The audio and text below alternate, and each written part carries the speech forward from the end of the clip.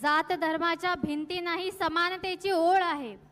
जात धर्माच्या भिंती नाही समानतेची ओळ आहे.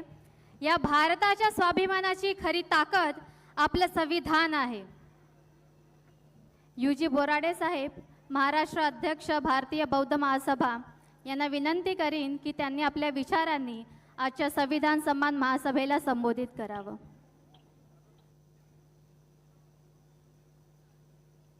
सर्व महापुरुषांना पितृवार वंदन करतो. आज या ठिकाणी प्रामुख्याने उपस्थित असलेले आपल्या सर्वांचे प्रेरणास्थान आदरणीय बाळासाहेब आंबेडकर, त्याचप्रमाणे भारतीय बौद्ध महासभेचे राष्ट्रीय कार्याध्यक्ष, समता सैनिक दलाचे राष्ट्रीय अध्यक्ष आदरणीय डॉक्टर भीमराव आंबेडकर यांना सुद्धा मी त्रिवार वंदन करतो. मंचकावर सर्व उपस्थित मान्यवर सर्वांना जय भीम, नमो बुद्धाय, जय शिवराय. या ठिकाणी आपण बघितलं असेल, वंचित बहुजन आघाडी आणि भारतीय बौद्ध महासभेच्या वतीनं आदरणीय बाळासाहेब आंबेडकर, त्याचप्रमाणे भीमराव आंबेडकर यांच्या आदेशाने पूर्ण महाराष्ट्रामध्ये बौद्ध समाज संवाद दौरा आम्ही आयोजित केला होता.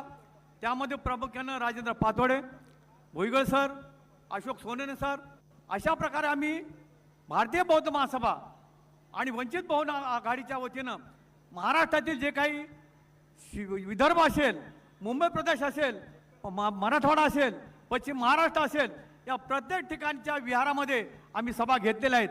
आणि जे जे कोणी इतर ज्याला म्हणता येईल पक्षामध्ये कार्य करतात आमचे बौद्ध समाजाचे लोक, त्यांच्या कशा करतात आणि वंचित बहुजन आघाडी आणि भारतीय बौद्ध महासभेच्या माध्यमातून आम्हाला संस्था हस्तगत करण्याकरता कसं आम्ही लोकांना प्रेरित होऊन या ठिकाणी आपली एकी दाखवायला पाहिजे, समाज एकत्रित झाला पाहिजे आणि सत्ताधारी झाली पाहिजे, ह्याप्रमाणे आम्ही आमचं नियोजन केलं आहे. आज सुद्धा भारतीय बौद्ध महासभेची भूमिका ही आहे की आता कालच मी सातारा आणि कोल्हापूरहून आलेला आहे.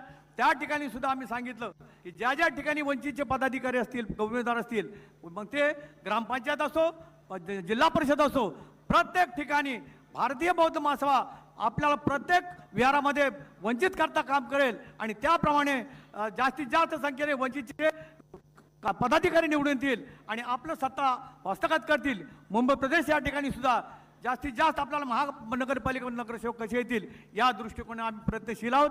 एवढंच बोलतो. आणि ज्याप्रमाणे का सावलीप्रमाणे जसे आपले सोबत राहते त्याचप्रमाणे वंचित सोबत आणि भारतीय बौद्ध महासभेचं यांचं काय एक सूत्रीपणानं राहील, एवढंच मी आव्हान देतो. जय भीम, जय बुद्ध, जय भारत.